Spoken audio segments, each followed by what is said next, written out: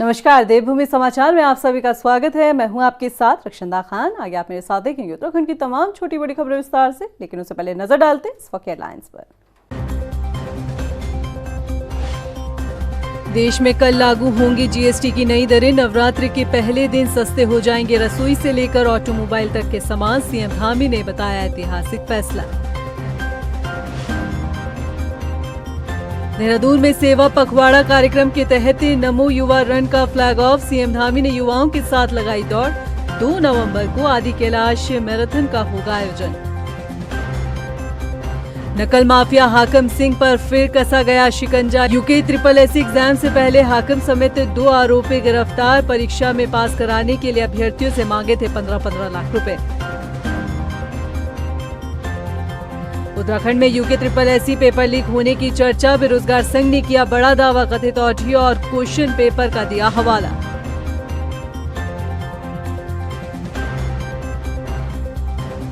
Headlines के बाद bulletin में खबरें विस्तार से। और बात सबसे पहले कर लेते हैं सूबे के मुखिया पुष्कर सिंह धामी की। देश में 22 सितंबर से जीएसटी की नई दरें लागू होने जा रही है। जीएसटी रिफॉर्म से जुड़े रसोई के जरूरी सामानों से लेकर इलेक्ट्रॉनिक्स, दवाइयां और ऑटोमोबाइल समेत लगभग 375 वस्तुओं की कीमतें कम हो जाएगी। बता दें कि केंद्र और राज्य सरकार की जीएसटी परिषद ने उपभोक्ताओं को बड़ी राहत देते हुए 22 सितंबर यानी कि नवरात्रि के पहले दिन से वस्तुओं और सेवाओं पर कर की दरें कम करने का फैसला लिया है। जीएसटी रिफॉर्म को लेकर सूबे के मुखिया पुष्कर सिंह धामी ने एक बार फिर से प्रदेश की जनता की तरफ से प्रधानमंत्री नरेंद्र मोदी का आभार जताया है। उन्होंने कहा है कि इस फैसले से जनता और व्यापारी वर्ग को खासा लाभ मिलेगा। 22 सितंबर 2025 से जीएसटी की नई दरें लागू हो रही हैं, जिसमें मुख्य रूप से 5% का और 18% का 2 स्लैब हैं।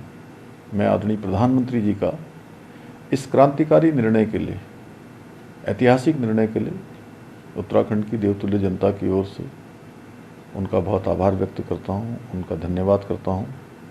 यह उनका एक क्रांतिकारी कदम है, जिससे आम लोगों के साथ साथ मध्यम वर्गीय और हमारे उच्च वर्ग के और सभी लोगों को इसका बड़ा लाभ होने वाला है। बहुत खुशी की बात है कि माननीय प्रधानमंत्री जी के अथक प्रयासों से ये अब हम होते हुए देख रहे हैं। जहां जीएसटी 18% हर चीज़ पर लगती थी, अब वो 18% से घटकर हमारी जो मूलभूत आवश्यकताएं हैं, जिसमें हमारा लोअर मिडिल क्लास है या हमारा मिडिल क्लास है, दोनों ही क्लास के लिए मैं समझती हूँ कि जो 18% जीएसटी है उसको कम किया गया है। और ये जीएसटी संभवतः 5% के आसपास रखा गया है, जो कि बहुत स्वागत योग्य फैसला है। मुख्यमंत्री पुष्कर सिंह धामी ने रविवार को देहरादून में सेवा पखवाड़ा कार्यक्रम के तहत आयोजित नमो युवा रन का फ्लैग ऑफ किया और प्रतिभागियों के साथ दौड़ में हिस्सा लिया। इस मौके पर मुख्यमंत्री पुष्कर सिंह धामी ने आदि कैलाश परिक्रमा रन का फ्लैग ऑफ और लोगों का भी शुभारंभ किया। मुख्यमंत्री ने कहा है कि ये मैराथन केवल एक खेल नहीं, बल्कि युवाओं में ऊर्जा, स्वास्थ्य, अनुशासन और राष्ट्रभक्ति की भावना का प्रतीक है। बता दें कि 2 नवंबर को प्रस्तावित आदि कैलाश अल्ट्रा मैराथन से पहले ये प्रोमो रन का आयोजन हुआ है। 2 नवंबर को गूंजी गांव से आदि कैलाश मैराथन का आयोजन किया जाएगा और विजेताओं को 50 लाख रुपए की पुरस्कार राशि दी जाएगी। लगता है उत्तराखंड में नकल का माया जाल इस कदर फैल चुका है कि अभी वो खत्म होने वाला नहीं है। दरअसल रविवार को यूके SSS का एग्जाम हुआ, लेकिन उस एग्जाम से पहले जो हुआ उसने सबको हैरान कर दिया। नकल माफिया हाकम सिंह की गिरफ्तारी हुई और वो भी फिर से नकल कराने के मामले में। इस घटना ने न सिर्फ 2022 के भर्ती घोटाले को ताजा किया है, बल्कि कई सवाल खड़े कर दिए हैं। यह रिपोर्ट देखिए। उत्तराखंड में फिर बाहर निकला भर्ती घोटाले का जिन। मास्टरमाइंड हाकम सिंह ने फिर कर डाली गुस्ताखी। 15-15 लाख में अभ्यर्थियों से कर डाला सौदा। हाकम सिंह नहीं छोड़ पाया पुराना धंधा। यूके SSS परीक्षा से पहले हुई हाकम सिंह की गिरफ्तारी। एक कहावत आपने जरूर सुनी होगी, चोर चोरी से जाए मगर हेरा फेरी से नहीं। ये कहावत नकल माफिया हाकम सिंह पर सटीक बैठती है। दरअसल उत्तराखंड में रविवार को यूके SSS का एग्जाम कंडक्ट कराया जाता है, लेकिन इस परीक्षा से पहले जो हुआ उसने सबको हैरान कर दिया। मतलब ये कि चर्चित भर्ती घोटाले में लंबे समय तक जेल में रहने वाला हाकम सिंह अपना पुराना धंधा नहीं छोड़ पाया। भर्ती परीक्षा का नाम सुनते ही उसने फिर से नकल कराने की योजना बनाई और परीक्षा पास करवाने के एवज में अभ्यर्थियों से 15-15 लाख रुपए की डिमांड कर डाली। यार इसमें है तो है, पर इसमें वो है 15 लाख रुपए है, इसमें मैंने बोला तो था। अच्छा कम कुछ हो जाएगा कुछ? अरे कुछ नहीं है भैया, कम कहाँ, कम के चक्कर में तो फंस गए थे लोग, जब ज्यादा लड़के भरे, कम लड़कों में ज्यादा बजट में कर रहे हैं। अच्छा चलो तो फिर है ना, हाँ कम लोगों को लेंगे, ज्यादा पैसे खाते, अच्छा। ज्यादा लोग ना भरने पड़े, समझ गए? अच्छा पहले तो ये काम 12 में होता था, हाँ लेकिन अब बढ़ा दिया ना। अब ये है कि लड़के ज्यादा नहीं भरने, 2, 4, 5 भरने। हालांकि हाकम सिंह के इरादों से पुलिस वाकिफ थी। पुलिस को जैसे ही हाकम के मंसूबों का पता चला, वैसे ही सख्त नकल विरोधी कानून के तहत उत्तराखंड पुलिस और एसटीएफ ने शनिवार को हाकम सिंह और उसके एक सहयोगी को गिरफ्तार किया। अभी तक जो भी सूचना आई थी उसको सभी को हम वेरीफाई भी करते हैं। इसी तरह की एक सूचना 2 दिन पूर्व जो है प्राप्त हुई थी, जिस सूचना पर यह बात बताई गई थी कि कुछ छात्रों में जो है 12 से 15 लाख रुपए लेकर परीक्षा में पास कराने की बात चल रही है। इसके आधार पर एक संयुक्त टीम देहरादून पुलिस और एसटीएफ की बनाई गई थी। इसके बाद जो है कुछ छात्रों से इसमें जो नंबर आए थे एसटीएफ के पास, उनसे वेरिफिकेशन किया गया और उस वेरिफिकेशन के आधार पर छात्रों से पूछताछ की गई तो एक संदिग्ध नाम बताया गया कि उनका कोई जानने वाला है, वो इस तरह की बातें करता है कि जो 12 से 15 लाख देंगे तो हम इस परीक्षा में आपको पास करा सकते हैं। इसके बाद की जानकारी में जो टीमें लगी तो उसमें जो हाकम सिंह का नाम आया, इसमें जो लड़का था पहले पंकज गौड़ से पूछताछ हुई। पूछताछ उसने बताया कि वो हाकम सिंह के पुराना जानने वाला है और इस कारण से उससे बात करी थी। और हमारे पास अभी वर्तमान में कोई ऐसी चीज़ नहीं, लेकिन जब ऐसे छात्र दिखे उसको इंटरेस्टेड कि कहीं उनको बरगला कर उनसे कुछ पैसे ले लिए जाए एडवांस में। देखिए, अभी तक ये दोनों लोग जो अभियुक्त हैं जिनको हिरासत में लिया गया है, इस संबंध में पटेल नगर कोतवाली देहरादून जनपद में अभियुक्त पंजीकृत किया जा रहा है। इसमें इन दोनों के द्वारा कुल 6 छात्रों से बातचीत की गई और अभी किसी भी छात्र द्वारा इनको पैसा नहीं दिया गया और इनके द्वारा ये एक तरीके से प्रयास किया गया इस एग्ज़ाम की शुचिता को भंग करने का। और इसमें ना तो इनके पास कोई सोर्स था और ये इनका प्लान ये था कि हम पैसे ले लेंगे और अगर किसी का सिलेक्शन हो गया तो पैसे रख लेंगे, नहीं तो इनके लौटा देंगे, नहीं तो किसी अगले एग्ज़ाम के लिए कमिट कर देंगे। आपको याद दिला दें कि हाकम सिंह 2022 में हुए भर्ती घोटालों का मास्टरमाइंड था। अधीनस्थ सेवा चयन आयोग द्वारा 2021 में जो भी परीक्षाएं कराई गई थी उसे वो सब रद्द करनी पड़ी, क्योंकि जांच में लगभग सभी परीक्षा, चाहे स्नातक स्तरीय भर्ती परीक्षा हो, ऑनलाइन हुई वन दरोगा भर्ती परीक्षा हो या फिर सचिवालय रक्षक भर्ती परीक्षा, सभी परीक्षाओं में पेपर लीक और घोटाले की बात सामने आई, जिसके बाद उन्हें रद्द किया गया। और जब गहनता से जांच बैठाई गई तो भर्ती घोटाले की परतें खुलने लगी। एक के बाद एक नकल माफियाओं पर मुकदमे दर्ज हुए, जिसमें हाकम सिंह नकल माफियाओं का सरगना पाया गया, जिसकी गिरफ्तारी हुई। मगर 13 महीने बाद जेल से जमानत मिलने पर आरोप लगे कि हाकम सिंह को सत्ता में बैठे नेताओं का संरक्षण मिल रहा है, जिसके बाद मामला कुछ समय तक शांत रहा। लेकिन अब इस घटना ने फिर से हाकम सिंह की वापसी और भर्ती घोटालों को लेकर सवाल खड़े कर दिए हैं।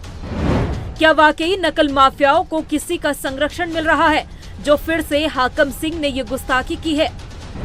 क्या प्रदेश में नकल माफियाओं के हौसले अभी भी बुलंद है? क्या भर्ती परीक्षाओं में नकल कराने के धंधे पर कभी रोक लग पाएगी या नहीं? क्या कभी भर्ती परीक्षाओं में पारदर्शिता आ पाएगी? ये वो तमाम सवाल है जो अब फिर से उठ रहे हैं, मगर गारंटी के साथ इनका जवाब देने वाला कोई नहीं है।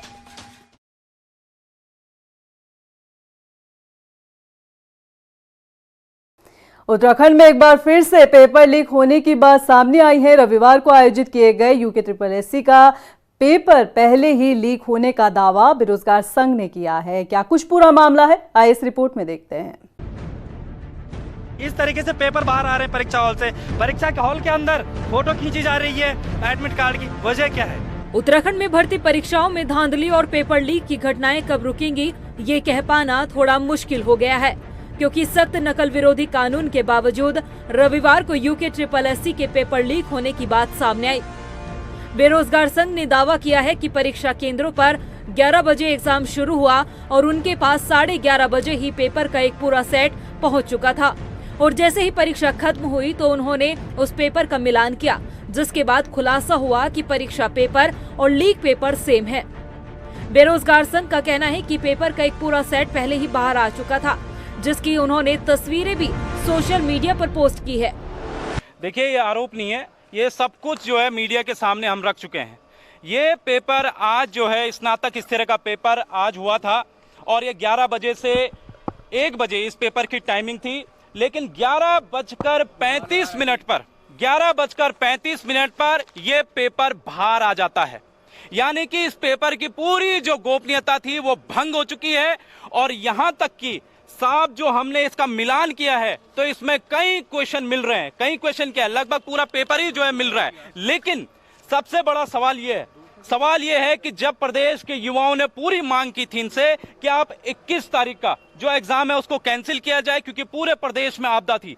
हम जो है मुख्यमंत्री के पास भी गए, हम जो है आयोग के अध्यक्ष के पास भी गए, हम प्रदेश के मुख्य सचिव के पास भी गए, लेकिन किसी ने बात नहीं मानी। और क्या मजबूरी थी आपको 21 तारीख का पेपर करवाने की। और आज जो है 11:35 पर, यानी कि सिर्फ 35 मिनट बाद ही जो है परीक्षा स्थल से, परीक्षा के अंदर से ये पेपर बाहर आ जाता। अगर आप ये देखेंगे तो इसमें ये देखिए, ये कुर्सी है सेंटर की अंदर और उस कुर्सी के बाहर पिछले हिस्से से जो है इसका पेपर किया जाता है और फिर पेपर को जो है बाहर कर दिया जाता है। अब सवाल ये है, आयोग के अध्यक्ष जीएस मर्तोले जी, अब आप क्या कहेंगे?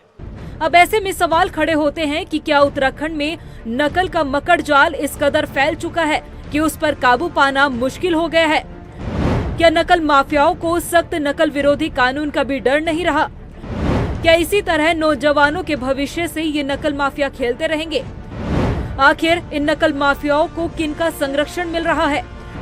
कौन है इन नकल माफियाओं का हाकिम?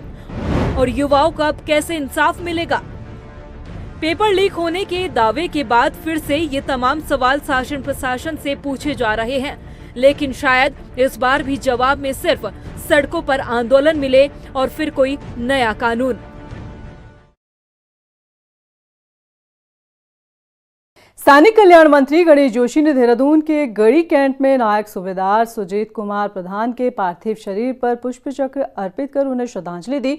इस दौरान कैबिनेट मंत्री ने शहीद के परिजनों का ढांढस बंधाया और राज्य सरकार की तरफ से हर संभव मदद का आश्वासन दिया। बता दें कि 3 बटालियन जम्मू कश्मीर राइफल के नायक सूबेदार सुजीत कुमार प्रधान इन दिनों सूडान में United nation peace keeping force में तैनात थे। बीमारी के चलते उनकी मृत्यु हो गई।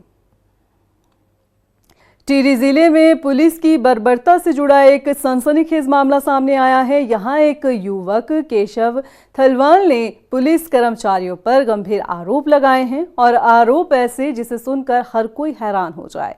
हालांकि मामला सुर्खियों में छाया तो जांच के आदेश दिए गए, मगर मित्र पुलिस का ये रूप कई गंभीर सवाल खड़े कर रहा है। ये रिपोर्ट देखिए। मित्र पुलिस की शर्मनाक हरकत। टिहरी युवक ने पुलिस पर लगाए गंभीर आरोप। पहले किया निवस्त्र, फिर लाठी डंडों से पीटा।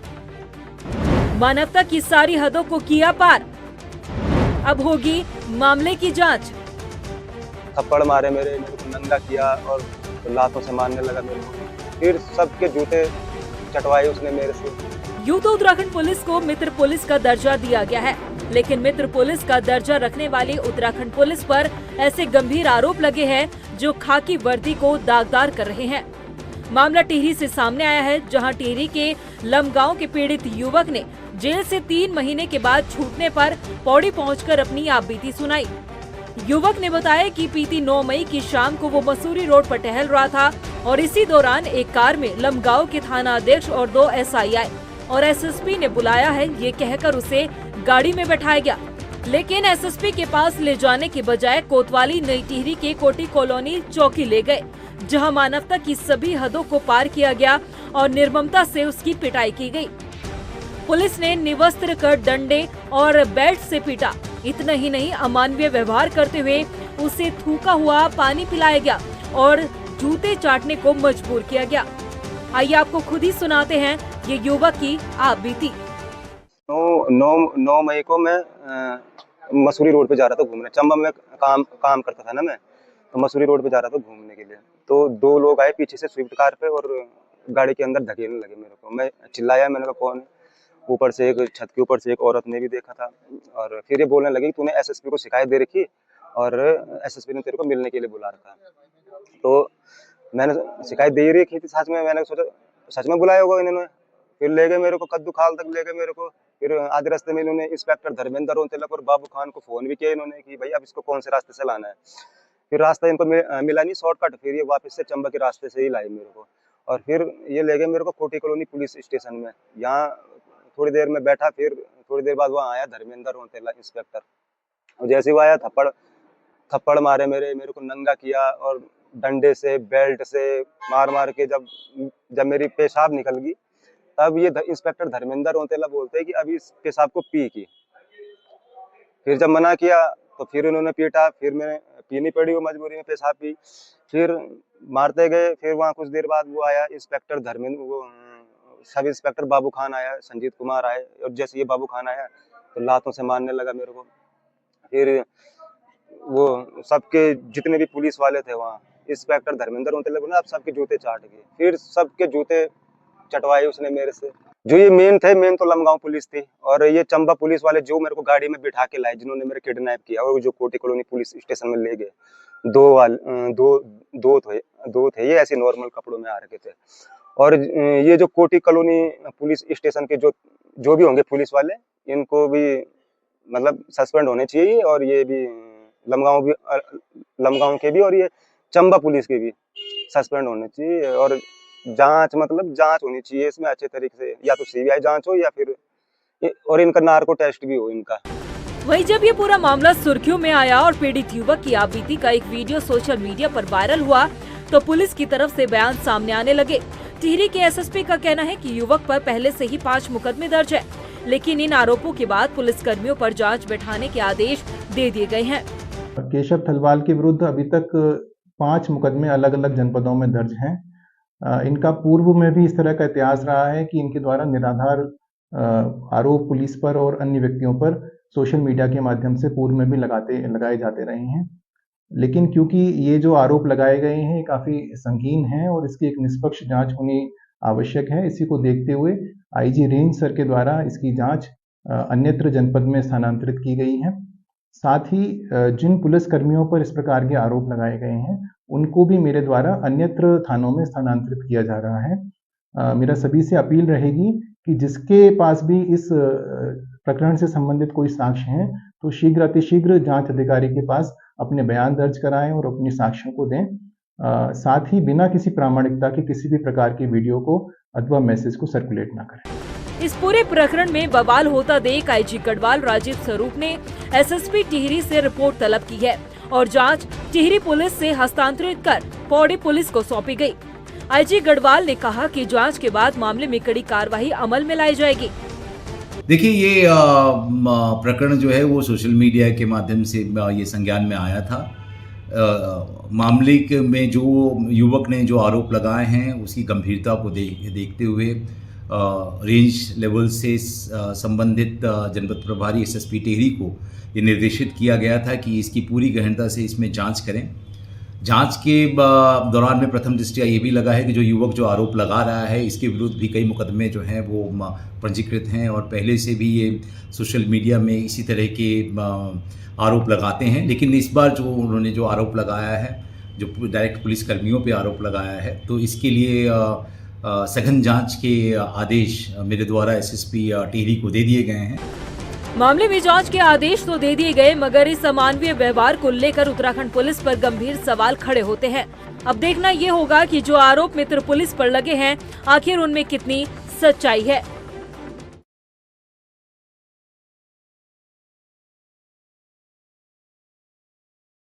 चमोली जिले की धराली तहसील में पड़ने वाले देवराड़ा गांव को लेकर हाईकोर्ट ने बड़ा आदेश दिया है। बता दें कि राज्य आंदोलनकारी हरीश सती ने हाईकोर्ट में याचिका दायर कर देवराड़ा गांव तक सभी विकास योजनाएं पहुंचाने की मांग उठाई थी, जिस पर हाईकोर्ट ने सरकार को 6 महीने के इस पूरे मामले पर कार्रवाई करते हुए न्यायालय में जवाब देने के आदेश दिए हैं। याचिकाकर्ता हरीश सती की माने तो इस गाँव का विकास न होने के चलते यहाँ के ग्रामीणों ने लोकसभा और नगर पंचायत चुनाव का बहिष्कार किया था, जिसके कारण इस क्षेत्र में कोई भी जनप्रतिनिधि नहीं है।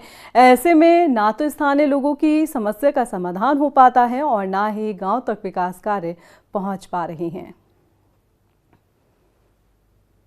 वहीं जसपुर में कांग्रेस विधायक आदेश चौहान ने स्टेडियम निर्माण को लेकर जन आक्रोश रैली का आयोजन किया, जिसमें पार्टी के तमाम दिग्गज नेताओं के साथ ही बड़ी संख्या में कार्यकर्ता भी शामिल हुए और इस दौरान जनसभा का भी आयोजन हुआ, जिसमें कांग्रेस विधायक आदेश सिंह चौहान ने बताया कि तत्कालीन हरीश रावत सरकार में स्टेडियम के लिए 1 करोड़ रुपए की मंजूरी और 9 एकड़ जमीन मुहैया कराई गई थी, लेकिन सरकार बदलते ही बीजेपी ने इसे निरस्त कर दिया। कांग्रेस ने कानून व्यवस्था, महिला सुरक्षा जैसे मुद्दों पर भी सरकार को घेरा है।